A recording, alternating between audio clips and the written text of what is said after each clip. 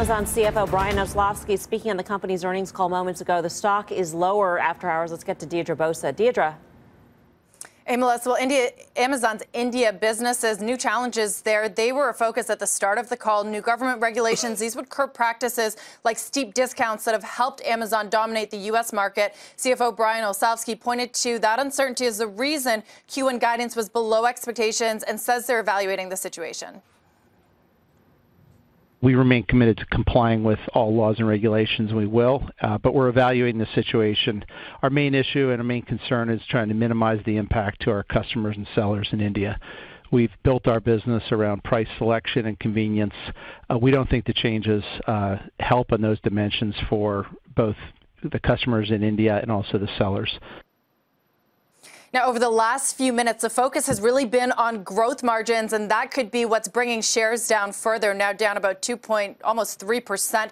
Olsavsky acknowledged that growth margins were not up as much as prior quarters. He first identified positive tailwinds like AWS, third-party units. He said advertising dollars continue to grow very well. Headwinds, he says, though, include outbound shipping costs. That is the greater use of Amazon Logistics, its own shipping unit. For the year ahead, it could be hard to grow margins because Olsavsky says that 2018 margins, they benefited from investments in warehouse expansion in 2016 and 2017. Melissa?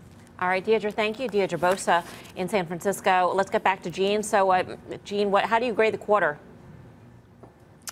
You know, Melissa, I'm actually going to lower my grade from a B to a B minus. And Deirdre really hit it at the end there. Her last comment, and specifically, is that keep in mind for 2016 and 17, Amazon was growing investments in their warehouses by 30% year over year. Sales were only growing at 20%.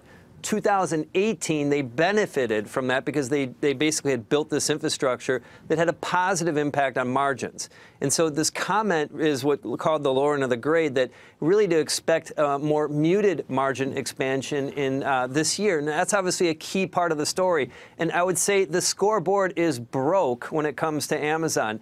Amazon has $3 billion in operating income. That's 1/6 of what Apple is. Yet Amazon has a bigger market cap. And so I had to factor that into my grade. All right, Gene, thank you, as always, for your analysis. Gene Munster of Loop Ventures.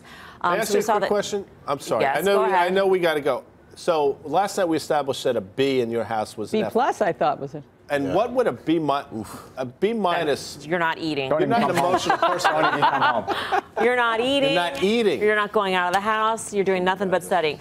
Anyway, with Amazon, what do we make of it, Dan?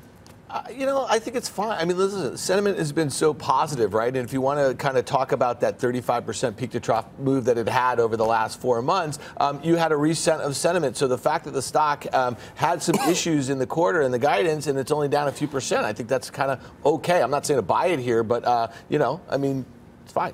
Look, I think the gross margin is something that people should worry about. But again, this is a company that's never been worried about that. They can be profitable when they want to. They are.